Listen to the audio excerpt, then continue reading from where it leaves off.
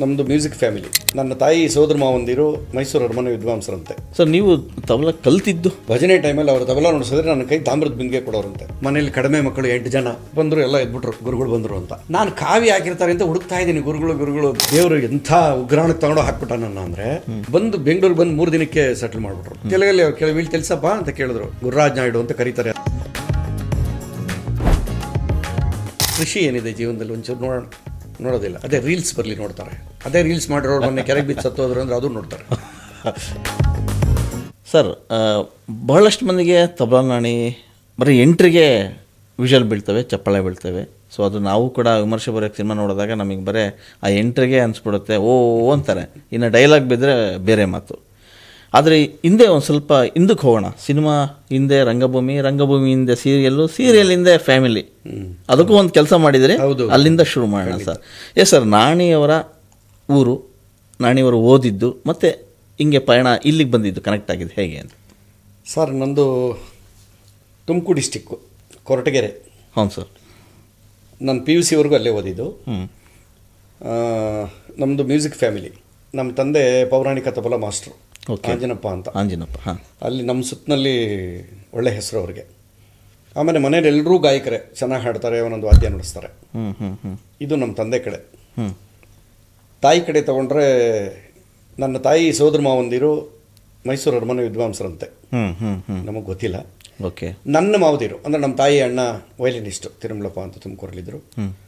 So ಹಾಗಾಗಿ ನಮಗೆ ಮನೆಯಲ್ಲಿ ಅದು ಮ್ಯೂಸಿಕ್ ಫ್ಯಾಮಿಲಿ ಅದ್ರ ಜೊತೆಲೇ ಬಂದ್ಬಿಡ್ತು. ನಮಗೆ ವಾದ್ಯಗಳಾಗಲಿ, ಹಾಡು ಕೇಳೋದಾಗಲಿ. ಅಂದರೆ ನಿಮ್ಮ ತಂದೆ ತಾತನೂ ಇದ್ರ ಹೇಗೆ? ಇಲ್ಲ, ನಮ್ಮ ತಾತ ಇದ್ದರು. ಅವರು ಏನು ನುಡಿಸ್ತಾ ಇರಲಿಲ್ಲ, ತಂದೆಯಿಂದ ಬಂದಂಥ ವ್ಯವಸಾಯ ಅಷ್ಟೇ. ನಮ್ಮ ತಂದೆಯಿಂದ ಬಂದಿದ್ದು. ನನ್ನ ತಾಯಿ ಸಾಕಮ್ಮ ಅಂತ ಅನ್ಎಜುಕೇಟೆಡ್ ಅವರು. ಓಕೆ. ಅವ್ರ ಅಣ್ಣದಿರೆಲ್ಲ ಕಲಾವಿದರು.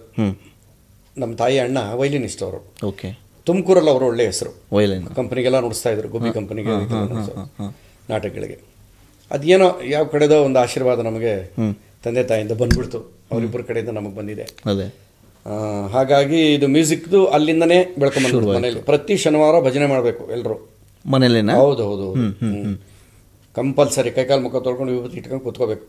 ಭಜನೆ ಬರಲೇಬೇಕು ಎಲ್ಲರೂ. ಅದೊಂದಿತ್ತು ಸಂಸ್ಕಾರವಂತ. ಅದು ನೋಡಿ, ಅದು ಸಂಸ್ಕಾರ ಇಲ್ಲಿವರೆಗೂ ಹೇಳ್ಕೊಂಬಂದ್ಬಿಡ್ತು. ಸರ್, ನೀವು ತಬಲಾ ಕಲ್ತಿದ್ದು? ಸರ್, ಇದು ಮನೇಲಿ ಇವಾಗ ತಬಲಾ ನುಡಿಸ್ತಾ ಇದ್ರೆ ಅವ್ರು ತಬಲಾ ಬಿಟ್ಟು ಹೋದ್ರೆ ಸಾಮಾನ್ಯ ಅದು ಟೇಸ್ಟ್ ಇರೋ ಮಕ್ಕಳು, ಆ ಲೈನ್ಗೆ ಹೋಗೋಂಥ ಮಕ್ಕಳು ಹೋಗಿ ಆ ತಬಲಾ ಮುಟ್ಟೋದು, ಅದ್ರ ಮೇಲೆ ಹೊಡೆಯೋದೆಲ್ಲ ಮಾಡ್ತಿರ್ತಾರೆ. ಓಕೆ. ಸೊ ಹಂಗೆ ಬಿಟ್ಬಿಡೋರಂತೆ. ನಾನು ಸುಮ್ಮನೆ ಬೇಕು ಅಂತ ಇದ್ದೋಗೋದು. ನಾನು ಅಲ್ಲೋಗಿ ಆಟ ಆಡೋದು. ಸ್ವಲ್ಪ ನನಗೆ ಏಜ್ ಬಂದಾಗ ಆಸಕ್ತಿ ಜಾಸ್ತಿ ಇದೆ ಇವನಿಗೆ ಅಂತ ಭಜನೆ ಟೈಮಲ್ಲಿ ಅವರು ತಬಲಾ ನುಡಿಸಿದ್ರೆ ನನ್ನ ಕೈ ತಾಮ್ರದ ಬಿಂದಿಗೆ ಕೊಡೋರಂತೆ. ಓಕೆ. ಏನು ಮಾಡ್ತಾನೆ ನೋಡೋಣ, ಏನು ತಲೆ ಆಡಿಸ್ಕೊಂಡು ಮಕ್ಕಳು ಗೊತ್ತಲ್ಲ, ಆ ಥರ ಎಲ್ಲ ಇಲ್ಲ ಕಲಿತಾನೆ ಅಂತ ಹೇಳಿ. ನನಗೆ ಬಾಲಪಾಠಗಳು ನಮ್ಮ ತಂದೆನೇ ಮೊದಲನೇ ಗುರು. ಅದಾದಮೇಲೆ ಇವನು ತಂದೆ ನಮ್ಮ ಹತ್ರ ಕಲಿಯಲ್ಲ ಅಂದ್ಬಿಟ್ಟು TS ಗಂಗಾಧರಪ್ಪ ಅಂತ ಹೇಳಿ ನಮ್ಮ ತುಮಕೂರಿನಲ್ಲಿದ್ದಾರೆ, ಭದ್ರಾಚಾರ್ಯವ್ರ ಶಿಷ್ಯರು. ಅವ್ರ ಹತ್ರ ಜೂನಿಯರ್ ಪಾಠಗಳು ಸೀನಿಯರ್ದೆಲ್ಲ ಅಲ್ಲಾಗಿದ್ದು. ಅದಾದಮೇಲೆ ಹೆಬ್ಬಾಳಕ್ಕೆ ಬಂದೆ. ಇಲ್ಲಿ ಬೆಂಗಳೂರಿಗೆ ಬಂದಮೇಲೆ ಇಲ್ಲಿ ನಾರಾಯಣ ದಾಸ್ ಅಂತ ಹೇಳಿ ಗುರುಗಳು, ನಮ್ಮಪ್ಪ ನನ್ನ ಸಾಕಿದ್ದು ಬೆಂಗಳೂರಲ್ಲಿ. ಈ ಥರ ಆಗಿ ಬೆಂಗಳೂರಿಗೆ ಬಂದೆ. PUC ಮುಗೀತು. ಅಲ್ಲಿ ಮನೇಲಿ ಕಡಿಮೆ ಮಕ್ಕಳು 8 ಜನ, ನಾನೇ 8ನೇವನು. 8 ಜನ. ಎಷ್ಟು ಬ್ರದರ್ಸ್, ಎಷ್ಟು ಸಿಸ್ಟರ್ಸ್? 3 ಜನ ಹೆಣ್ಮಕ್ಳು, 5 ಜನ ಪಂಚಪಾಂಡವರು. ಪಾಂಡವರಲ್ಲಿ ನಾನು ಸಹದೇವ ಲಾಸ್ಟು. ಅಣ್ಣದ್ರೆಲ್ಲ ಈಗ ಅಲ್ಲೇ ಇದ್ದಾರಾ? ದೊಡ್ಡಣ್ಣ ಇಲ್ಲ, ಈಗ ತೀರ್ಕೊಂಡ್ಬಿಟ್ರು. 2ನೇ ಅಣ್ಣ ತುಮಕೂರ್ಲಿದ್ದಾನೆ. 3ನೇವರು ಇಲ್ಲೇ ದಾಸರಲ್ಲಿದ್ದಾರೆ.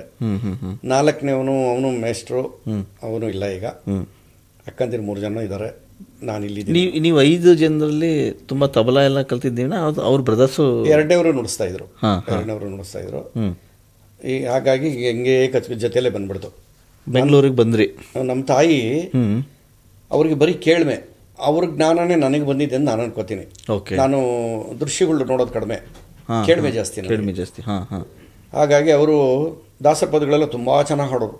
ನಮ್ಮ ತಾಯಿ ಸೈನ್ ಮಾಡಕ್ಕೆ ಬರ್ತಿರ್ಲಿಲ್ಲ. ಹೇಗೆ ಅಂದರೆ ಅವ್ರ ಅಣ್ಣದಿರು ಸೋದರ ಮಾವದಿರೆಲ್ಲ ಕಲಾವಿದರು. ಅವ್ರ ಹಿನ್ನೆಲೆ ಕೇಳ್ತಾ ರಾಗಿ ಬೀಸ್ಕೊಂಡು ಹಾಡೋದು ಎಲ್ಲ ಇತ್ತಲ್ಲ ಹಿಂದೆ ಕುಟುಂಬ. ಆ ಥರ ಒಂದ್ಸರಿ ಒಂದು ಇನ್ಸಿಡೆಂಟ್ ನಡೆದೋಗಿದೆ. ಒಂದು ಕೀರ್ತನೆ ಆಗಿದೆ, ಬಂದಿದ್ದಾರೆ ಅವ್ರ ಗುರುಗಳು, ಅವರ ಅಣ್ಣನ ಗುರುಗಳು ಅಂದರೆ ನನ್ನ ಮಾವನ ಗುರುಗಳು. ಯಾಕೆ ಅಭ್ಯಾಸ ಮಾಡಿಲ್ಲ ನೀನು? ಅವ್ರು ಬರೋಕ್ಕೆ ಮೊದಲು ನಮ್ಮಮ್ಮ ಒಳಗಡೆ ಹಾಡ್ತಾ ಇದ್ರಂತೆ. ಓಕೆ. ಇವ್ರು ಕೇಳಿಸ್ಕೊಂಡಿದ್ದಾರೆ. ಕರಿಯವಳನ್ನ ಅಂತ ಕರೆದ್ಬಿಟ್ಟು ಕೂರಿಸಿ ಬಾಂಬೆಲಿ ಹಾಡು ಮಾದನ ಅಂತ ಹಾಡಿಸ್ಬಿಟ್ಟವ್ರೆ. ತಲೆ ಬಗ್ಸ್ಕೊಂಡು ಫುಲ್ಲು ಹಾಡ್ಬಿಟ್ಟು ಒಳಗೋಗ್ಬಿಟ್ಟಿದ್ದಾರೆ. ಅವರ ಹಾಡು ಹೇಳ್ಕೊಟ್ಟಿದ್ದನ್ನು ಅವ್ರು ಹೋದ್ಮೇಲೆ ಇವ್ರಿಗೆ ಚಾರ್ಜ್. ಆ ಹುಡುಗಿ ಪಾತ್ರೆ ತೊಳ್ಕೊಂಡು ಅಡುಗೆ ಮಾಡ್ಕೊಂಡು ಒಳಗಡೆ ಕೇಳಿಸ್ಕೊಂಡು ಆಡ್ತಾ ಇದ್ದಾಳೆ, ನಿನಗೇನಾಗಿದೆ ಅಂತ. ಅವ್ರು ಹೋದ್ಮೇಲೆ ಅವ್ರ ಕ್ಲಾಸ್ ಅಂತ ಇವ್ರಿಗೆ ಹೆಂಗೆ ಹೇಳ್ಬಿಟ್ಟು ಇನ್ನೊಂದು ಸರಿ ಈ ಥರ ಏನೋ ಮಾಡಿದೆ ಅಂತ ಹೊಡೆದ್ಬಿಟ್ಟವ್ರೆ ನಮ್ಮ ಮಾವ. ಆ ಥರದ್ದೆಲ್ಲ ಚಿಕ್ಕ ಪುಟ್ಟದ್ದು ನಡೆದಿದೆ. ಅಂದರೆ ನಮ್ಮ ತಂದೆ ತಾಯಿ ಆಶೀರ್ವಾದದಿಂದನೇ ಇವತ್ತು ನಾವು ಇಲ್ಲಿವರೆಗೂ ಬಂದಿದ್ದೀವಿ. ಆ ಕಲಾ ಕುಟುಂಬ, ಹಾಗಾಗಿ ಅದು ಆ ಜೀನ್ಸ್ ಹಂಗೆ ಮುಂದುವರಿತಾ ಬಂತು. ನಾನು ಯಾವುದು ವಾದ್ಯ ಮಾರಲ್ಲ, ಏನೇ ತಗೊಳ್ಳಿ. ಓಕೆ. ಇವತ್ತು ನನ್ನ ಹತ್ರ ಏನೇನು ವಾದ್ಯ ನಾನು ಫಸ್ಟಿಂದ ಸಂಪಾದನೆ ಮಾಡಿದ್ದೀನಿ, ಎಲ್ಲ ವಾದ್ಯಗಳು ಇದೆ. ಎಷ್ಟಿದೆ ಸರ್ ಮನೆ? ಅಯ್ಯೋ ಸಿಕ್ಕಾಪಟ್ಟೆ ಇದೆ ಸರ್. ಹಾಂ, ಬಹುಶಃ ತಬಲಾ ಜೊತೆ ಇನ್ನೇನೇನೇನು ನುಡಿಸ್ತೀನಿ ಸರ್? ಡೋಲಕ್ ನುಡಿಸ್ತೀನಿ, ಓಕೆ, ತಮಟೆ ನುಡಿಸ್ತೀನಿ, ರಿದಮ್ ಪ್ಲೇ ಯಾವ್ಯಾವ ಇದೆ ಚರ್ಮವಾದ್ಯಗಳು ಅದೆಲ್ಲ ಸಾಮಾನ್ಯ ಬಂದ್ಬಿಡುತ್ತೆ. ಒಂದು ಯಾವ್ದಾನ ರಿದಮ್ ಕಲಿತ್ರೆ ಕಾಂಗೋ, ಡೋಲಕ್ಕು, ಗಟ್ಸಿಂಗಾರಿ, ದುಡಿ ಅಂತ ಬರುತ್ತೆ ಜಾನಪದದಲ್ಲಿ. ಅದೆಲ್ಲ ತುಂಬ ಅಪರೂಪದ ವಾದ್ಯಗಳು ಇದೆ ಇದೆ ಅಲ್ವಾ? ಹೌದು. ನಾನು ರೆಕಾರ್ಡಿಂಗ್ಸ್ ಎಲ್ಲ ನುಡಿಸ್ತಾ ಇದ್ದೆ. ಅಲ್ಲಿಂದ ಬಂದಮೇಲೆ ಪೀಣ್ಯದಾಸರಳ್ಳಿಗೆ ಬಂದು ಇಳ್ಕೊಂಡೆ ನಮ್ಮ ಫ್ರೆಂಡ್ ರೂಮಲ್ಲಿ. 86, 87 ಏನೋ. ಅಲ್ಲಿ ನಮ್ಮೂರ ಕಡೆಯವರು 4-5 ಜನ ಸೇರಿಸಿ ಫ್ರೆಂಡ್ಗಳೆಲ್ಲ ಒಂದು ರೂಮಲ್ಲಿ ಇದ್ವಿ. 3 ದಿನ ಆಯಿತು ಬೆಂಗಳೂರಿಗೆ ಬಂದು. PUC ಆಯಿತು, PUC TCH ಮಾಡಿಬಿಡು ಅಂದರು. ಮಕ್ಕಳು ಜಾಸ್ತಿ ಡಿಗ್ರಿಗೆ ಸೇರ್ಸೋಕ್ಕಾಗಲ್ಲ ತುಮಕೂರಿಗೆ, ಮೇಸ್ಟ್ರ್ ಆಗ್ಬಿಡ್ತಾನೆ. ಅದು ಆಯಿತು. TCH ಮಾಡಿದೆ, ಪ್ರೈಮರಿ ಸ್ಕೂಲ್ ಮೇಸ್ಟ್ರ್ ಆಗ್ತಾನೆ ಇವನು ಅಂತ. ಇಂಟರ್ವ್ಯೂಗೆ ಹೋದೆ, ಅಲ್ಲಿ ಏನೋ ಒಂದು ಅಮೌಂಟ್ ಕೇಳಿದ್ರು. ನನಗೆ ಬಸ್ ಚಾರ್ಜ್ಗೆ ಕಾಸಿಲ್ಲದೆ ಹೋಗಿದ್ದಿದ್ದು ನಾನು. ನಮ್ಮ ಅಣ್ಣನ friend conductor, Muslim Dadu Sab ಅಂತ ಹೇಳಿ. ಅದಪ್ಪ ನಮ್ಮ ಅಣ್ಣ ಹೇಳೋದು, ಇವ್ನು ತುಮಕೂರು ಕರ್ಕೊಂಡು ಹೋಗೋ, ಪಾಠ ಮುಗಿಸ್ಕೊಂಡು ಕರ್ಕೊಂಬ ಅಂತ. ಅವ್ರನ್ನ ನಾನು ಮರೆಯಲ್ಲ. ಅಂತ ಕಷ್ಟ ಕಾಲ. ದಾದಣ್ಣ ಅಂತ ಕರೀತಿದ್ದೆ. ಬರೋ ಅಂತ ಹೇಳಿ ಹಚ್ಕೊಂಡು ಕರ್ಕೊಂಡೋಗಿ ಅಲ್ಲಿ ಬಿಡೋರು, ಅಲ್ಲಿಂದ ಕರ್ಕೊಂಬಂದು ಅದೇ ಬಸ್ ವಾಪಸ್ ಬರೋ ಅಷ್ಟೊತ್ತಿಗೆ ಪಾಠ ಮುಗಿಸ್ಕೊಂಡು ಬರಬೇಕು ಮತ್ತೆ ಕರ್ಕೊಂಬರೋರು. ಆ ಥರ ಬಂದು ಇಲ್ಲಿ ಇಳಿದೆ, ಫ್ರೆಂಡ್ ರೂಮಲ್ಲಿ ಸೇರ್ಕೊಂಡ್ವಿ. ಎಲ್ಲರೂ ಎಲ್ಲ ಒಂದೇ ಕಡೆಯವರೇ. ಚೆನ್ನಾಗಿತ್ತು. ಅದು 1 ದಿನ ಆಯಿತು, 2 ದಿನ ಆಯಿತು, ಏನು ಮಾಡ್ಬೇಕು ನನಗೆ ಗೊತ್ತಾಗ್ತಾ ಇಲ್ಲ. ಯಾವುದೊಂದು ಮಾತ್ರೆ ಫ್ಯಾಕ್ಟ್ರಿ ಇದೆ, ಅಲ್ಲೋಗಿ ಸೇರಿಸ್ತೀವ ಅಂತ ಹುಡುಗರು. ನಾನು ಗೊತ್ತಿಲ್ಲ, PUC ಮಾಡಿದ್ದೀನಿ, ಈ ಥರ ಆಗೋಯ್ತಲ್ಲ, ಕವರ್ ಮಾಡೋದು. ನಿಮ್ಮ ಫೋಕಸ್ ಬೇರೆ ಇದೆ. ಸರಿ, ಧನುರ್ಮಾಸ ಅದು. ಫಸ್ಟ್ ದಿನನೇ ಭಜನೆ ಕೇಳಿಸ್ತು ನನಗೆ. ಪಕ್ಕದ ರೋಡಲ್ಲೇ ರಾಮ ಮಂದಿರ ಇದೆ, ಪಿಣ್ಯ ದಾಸರಳ್ಳಿಲಿ. ಊರೊಳಗಡೆ ಒಂದು ರಾಮ ಮಂದಿರ ಇದೆ, ಭಜನೆ ಮನೆ ಎಲ್ಲ ನಡೀತಾ ಇದೆ. ನನಗೆ ಮೈ ಜುಮ್ ಅಂದ್ಬಿಡ್ತು, ಅದೇ ವಾತಾವರಣ ಇಲ್ಲಿ ಸಿಕ್ಬಿಡ್ತಲ್ಲ ಅಲ್ವಾ? ಸರಿ, ಎದ್ದು ಕೈಕಾಲು ತೊಳ್ಕೊಂಡು ಕೂತ್ಕೊಂಡೆ, ಎಲ್ಲ ವ್ಯವಸ್ಥೆ ನೋಡಿದೆ ಏನೇನಿದೆ ಇಲ್ಲಿ ಅಂತ. ಅಲ್ಲಿ ಕೆಲವರು ಚೆನ್ನಾಗಿ ಹಾಡ್ತಿದ್ರು, ಕೆಲವರು ಶಾಸ್ತ್ರವಾಗಿ ಗೊತ್ತಿಲ್ಲ. ಓಕೆ, ನುಡ್ಸೋರಾಗಲಿ ಹಾಡೋರಾಗಲಿ ಸುಮ್ಮನೆ ಒಂದು ಅಂದಾದ್ಮೇಲೆ ಭಜನೆ ದೇವ್ರನ್ನ ಹಾಡ್ತಾ ಇದ್ದಾರೆ. ಆಯಿತು, ಫಸ್ಟ್ ದಿನ ಮಾತಾಡೋದು ಧೈರ್ಯ ಇಲ್ಲ. 2ನೇ ದಿನ ಮತ್ತೆ ಶುರುವಾಯಿತು. ಬೆಳಿಗ್ಗೆ ಕಾಯ್ತಾ ಇದ್ದೆ, ಎದ್ದು ಎಷ್ಟೊತ್ತು ಸೌಂಡ್ ಬರುತ್ತೆ ಹೋಗಿ ಕೂತ್ಕೊಂಡೆ. ಅಲ್ಲಿ ಒಬ್ಬರು ತಾತ ಹೆಸರುಘಟ್ಟದಿಂದ ಬಂದು ಒಂದು 20 ಜನ ಹುಡುಗರು ಪಾಠ ಹೇಳ್ತಾ ಇದ್ರು. ಸುಮಾರು ಶಾಸ್ತ್ರ ಗೊತ್ತಿದೆ ಅದರಲ್ಲಿ ಹೇಳ್ತಾ ಇದ್ರು. ಸರಿ, ನಾನು ನೋಡೋಣ ಅಂದ್ಬಿಟ್ಟು ಸುಮ್ಮನೆ ಇರಲಾರ್ದೆ ಯಾರೋ ಹುಡುಗನ, ನಾನು ತಬಲಾ ಕಲಿಬೇಕು, ಎಷ್ಟು ಕೊಡ್ಬೇಕು ಕಾಸು ಕೇಳಂದೆ. 20 ರೂಪಾಯಿ ಕೊಡ್ಬೇಕು ತಿಂಗಳಿಗೆ, ಆಗುತ್ತಾ ಅಂದ. ಆಯ್ತಪ್ಪ ಅಂತ ಹೇಳಿ ಸುಮ್ಮನೆ ಆದ್ಬಿಟ್ಟೆ. 3ನೇ ದಿನ ಹೋದಾಗ ಅಲ್ಲಿ ಒಳ್ಳೆ ಕಲಾವಿದರು ಬಂದರು ಹಾಡೋಕ್ಕೆ. ಕಿರ್ಲೋಸ್ಕರ್ಲಿದ್ರು, ವೆಂಕಟಾದ್ರಿ ಅಂತ ಗೊತ್ತಿರ್ಬೋದು ನಿಮಗೆ.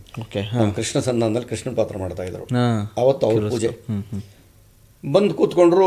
ನೋಡ್ತಿದ್ದಾಗ ಅವ್ರು ಬಂದು ಎಲ್ರಿಗೂ ನಮಸ್ಕಾರ ಮಾಡಿ ನೋಡಿದೆ, ಏನು ಸಂಸ್ಕಾರವಂತರು ಅಂತ ಕಾಣ್ತಾ ಇದೆ ಇವರು ಅಂತ ಹೇಳಿ ಎಲ್ಲ ಆಯಿತು. ಆವತ್ತು ಹಾರ್ಮೋನಿಸ್ಟ್ ಯಾರೋ ಇನ್ನೊಬ್ಬರು ಬೇರೆಯವ್ರು ಬಂದರು, ಅವ್ರು ಚೆನ್ನಾಗಿ ನುಡಿಸ್ತಾ ಇದ್ರು. ತಬಲಾ ಅವ್ರಿಗೆ ಸಾಥಿ ಸರಿ ಹೋಗ್ತಾ ಇಲ್ಲ, ನನ್ನ ಕೈಲಿ ಇರೋಕ್ಕಾಗ್ತಿಲ್ಲ. 2 ದಿನ ಆಯಿತು. 3ನೇ ದಿನ ಇದು ಕೇಳಿದೆ, ನಾನು ನುಡಿಸ್ಬೋದಾ ಅಂತ. ಅವನು ನಿಂಗೆ ಶಾಕ್ ರಿಯಾಕ್ಷನ್ ಕೊಟ್ಟ, ನಿನ್ನೆ ಕಲಿಬೇಕು ಅಂದೆ ಅಂತ ಅನ್ನೋ ಥರ. ತಬಲಾ ಎಲ್ಲ ಎಲ್ಲಿ ಜಾಡಿ ಹಿಡ್ದೋಗಿದೆ ಪಾಪ, ನುಡಿಸೋದು ಅಲ್ಲೇ ತಳ್ಳೋದು, ಮೇಂಟೆನೆನ್ಸ್ ಇಲ್ಲ. ಅದೋ ಗತಿಗೆ ಅದೇ ಕಾರಣ. ವಾದ್ಯಗಳನ್ನ ಧೂಳು ಹಿಡಿಯಕ್ಕೆ ಬಿಡಬಾರ್ದು, ಜಾಡಿ ಹಿಡಿಯಕ್ಕೆ ಬಿಡಬಾರ್ದು. ಓಕೆ, ನಾವು ಹೆಂಗೆ ಡೈಲಿ ಸ್ನಾನ ಮಾಡಿ ಶುಭ್ರವಾಗಿರ್ತೀವಿ, ಅವಳು ನಂಗೆ ಇಡಬೇಕು. ಕರೆಕ್ಟ್.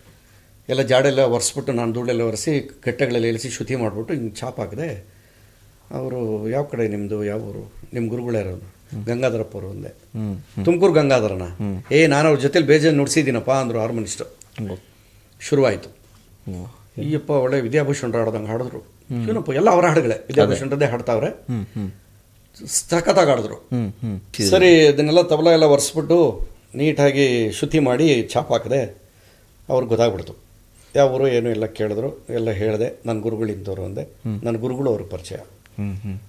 ಹಾಡಿದ್ವಿ, ಅದು ಪ್ರೋಗ್ರಾಮ್ ಎಲ್ಲ ಆಯಿತು. ತುಂಬ ಚೆನ್ನಾಗಿ ಹಾಡಿದ್ರು ಅವರು. ಆದಮೇಲೆ ಎಲ್ಲರೂ ನೋಡ್ತಾ ಇದ್ದಾರೆ. ಇಷ್ಟು ದಿನ ಮಾತಾಡಲೇ ಇಲ್ಲ, 2 ದಿನ ಬೆಂಗಳೂರಿಗೆ ಬಂದು 3ನೇ ದಿನ ನಾನು ಅಷ್ಟೇ. ಅದು ನಮ್ಮ ಮನೆ ದೇವರ ಆಂಜನೇಯ, ಅದು ಭಜನೆ ಮನೆ ಆಂಜನೇಯ ಎಲ್ಲ ಸಿಂಕ್ ಆಯ್ತು. ಎಷ್ಟು ಚೆನ್ನಾಗಿ ಸಿಂಕ್ ಆಯ್ತು ಅಲ್ವಾ. ಸರಿ, ಸಂಜೆ ಒಂದು ಪ್ರೋಗ್ರಾಮ್ ಇತ್ತು ಅಲ್ಲಿ. ಇವರು ಇಲ್ಲ ನೋಡ್ಬಿಟ್ಟು ಅವ್ರು ಅಂತ ಕೇಳಿಲ್ಲ, ಕೇಳಿ ಏನು ಮಾಡ್ತಾ ಇದೆಯಾ ಅನ್ನೋ, ಏನೂ ಗೊತ್ತಿಲ್ಲ, ಇನ್ನು ಈಗ ಬಂದಿದ್ದೀನಿ, ಈಗ ಬಂದು ನಾನು ಪ್ರೋಗ್ರಾಮ್ಸ್ ಎಲ್ಲ ಮಾಡ್ತೀನಿ, ನನ್ನ ಜೊತೆಲಿ ನುಡಿಸ್ತೀಯ ಅಂದರು. ವೆಂಕಟಾದ್ರಿ ನುಡಿಸ್ತೀನಿ ಸರ್ ಅಂದೆ. ಓಕೆ, ತಬಲ ಇಲ್ಲ, ತಬಲ ಏನೋ ಮಾಡೋಣ ಬಿಡು ಅಂತೇಳಿ ಎಲ್ಲ ಆಯಿತು. ಸಂಜೆ ಇನ್ನೊಂದು ಪ್ರೋಗ್ರಾಮ್ ಇತ್ತು, ಅಷ್ಟೊಂದು ಭಜನೆ ಶುರುವಾಗ್ಬಿಟ್ಟಿದೆ.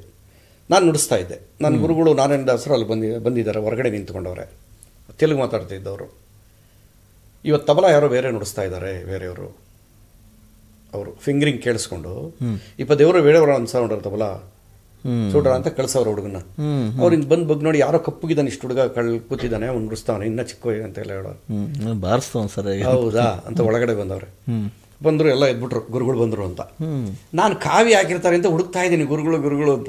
ಅವರು ವೈಟ್ ಆ್ಯಂಡ್ ವೈಟ್ ನಾರ್ಮಲ್ ಆಗಿ ಬಂದರು, ಎಲ್ಲ ಇದ್ದರು, ಎಲ್ಲ ನಮಸ್ಕಾರ ಮಾಡಿ, ನಾನು ನಮಸ್ಕಾರ ಮಾಡಿ ಈ ಕಡೆ ಬಂದ್ಬಿಟ್ಟೆ.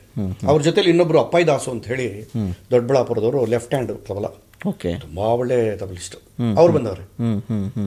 ಸರಿ, ನಾನು ಭಯ ಆಗೋಯ್ತು ನನಗೆ. ಇವರೆಲ್ಲ ಗುರುಗಳು ಎದ್ದು ನಿಂತ್ಕೊಂಡ್ಬಿಟ್ರಲ್ಲ, ನನಗೂ ಭಯ ಆಗೋಯ್ತು. ಈ ಕಡೆ ಬಂದ್ಬಿಟ್ಟೆ. ಕರೆದ್ರು, ಹುಡುಗನ ಕರಿ, ಬಾಪ ಇಲ್ಲಿ ಕೂತ್ಕೊಂಡು ನೀನು ನುಡಿಸಿ ಇವ್ರ ಜೊತೆಯಲ್ಲಿ.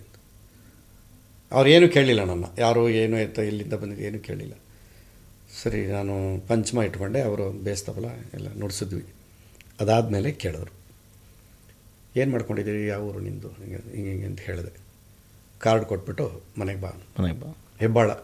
ಹೆಬ್ಬಾಳ ಪೊಲೀಸ್ ಸ್ಟೇಷನ್ ಇದೆಯಲ್ಲ, ಪಕ್ಕದಲ್ಲಿ ಗೌರ್ಮೆಂಟ್ ಸ್ಕೂಲು, ಆ ಎರಡರ ಮಧ್ಯದಲ್ಲಿ ಅವ್ರ ಮನೆ ರೋಡು, ಸ್ಕೂಲ್ ಹಿಂಭಾಗಕ್ಕೆ ಬರುತ್ತೆ ಮನೆ. ಈ ಅಗ್ರಿಕಲ್ಚರ್ ಯೂನಿವರ್ಸಿಟಿ ಲ್ಯಾಬ್ ಅಸಿಸ್ಟೆಂಟು ನಮ್ಮ ಗುರುಗಳು ನಾರಾಯಣ ದಾಸರು. ಮೃದಂಗ ಪ್ಲೇಯರು, ಹರಿಕಥಾ ವಿದ್ವಾಂಸರು, ಆಯುರ್ವೇದಿಕ್ ಪಂಡಿತರು. ಓಕೆ, ಒಳ್ಳೆ ದೇವರು ಎಂಥ ಉಗ್ರಾಣಕ್ಕೆ ತಗೊಂಡು ಹಾಕ್ಬಿಟ್ಟ ನನ್ನ. ಅಂದರೆ ಬಂದು ಬೆಂಗಳೂರಿಗೆ ಬಂದು 3 ದಿನಕ್ಕೆ ಸೆಟ್ಲ್ ಮಾಡಿಬಿಟ್ರು ದೇವ್ರನ್ನ ಅಲ್ವಾ. ಅದೇ ರೂಟಲ್ಲೇ, ಇಷ್ಟವಾದ ರೋಡಲ್ವಾ ಅದು, ಖುಷಿ ಅದೇ. ನಮ್ಮಪ್ಪ ನನ್ನ 7 ವರ್ಷ ಜೊತೆಯಲ್ಲಿ ಮನೆಯಲ್ಲಿ ಮಗನ ಥರ ಸಾಕಿದ್ರು.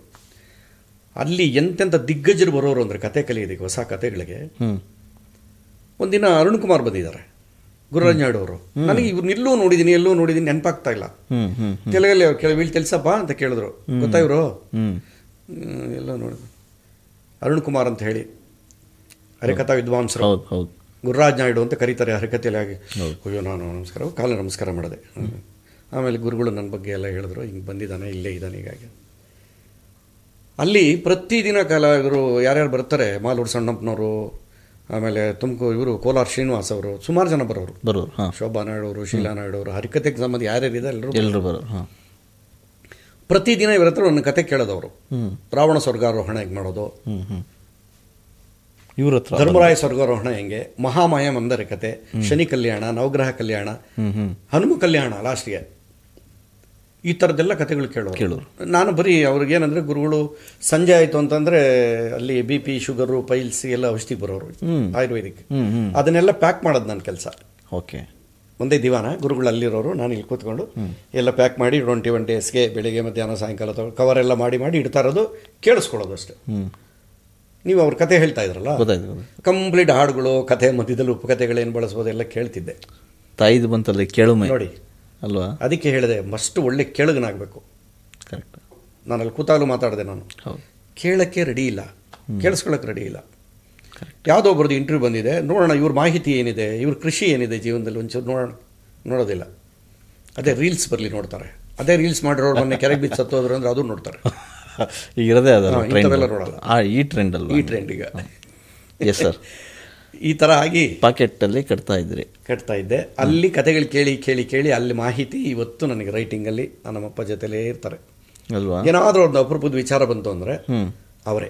ತುಂಬ ದಪ್ಪ ಇದ್ದೀರಾ, ಅದರಲ್ಲೂ ಯಾವುದೇ ಸೈಡ್ ಎಫೆಕ್ಟ್ ಇಂದ ಸಣ್ಣ ಆಗ್ಬೇಕಾ? ಎಷ್ಟೋ ಜನ ಹೇಳ್ತಾ ಇದ್ರಿ, ಸರ್ ನಾನು ಜಿಮ್ಗೆ ಹೋಗ್ತಾ ಇದ್ದೀನಿ ಆದ್ರೂ ಸಣ್ಣ ಆಗ್ತಾ ಇಲ್ಲ ಸರ್, ವರ್ಕೌಟ್ ಮಾಡ್ತಾ ಇದ್ದೀನಿ ಆದ್ರೂ ಸಣ್ಣ ಆಗ್ತಾ ಇಲ್ಲ ಅಂತ ಹೇಳ್ತಾ ಇದ್ರಲ್ಲ. 100% ಯಾವ ಜಿಮ್ಗೂ ಹೋಗ್ದಂಗೆ ವರ್ಕೌಟು ಮಾಡ್ದಂಗೆ ನೀವು ಸಣ್ಣ ಆಗ್ಬೋದು. ಪ್ರತಿದಿನ ಬೆಳಿಗ್ಗೆ ಸಂಜೆ 2 ಟೈಮ್ ನಮ್ಮ ಜೀನಿ ಸ್ಲಿಮ್ನ ಯೂಸ್ ಮಾಡಿ ಯಾವುದೇ ಸೈಡ್ ಎಫೆಕ್ಟ್ ಇಲ್ದಂಗೆ ನೀವು ಸಣ್ಣ ಆಗ್ತೀರಾ. ಯಾಕೆಂದ್ರೆ ಜೀನಿ ಸ್ಲಿಮ್ಮು ಒಂದು ಉತ್ತಮ ಆಹಾರ.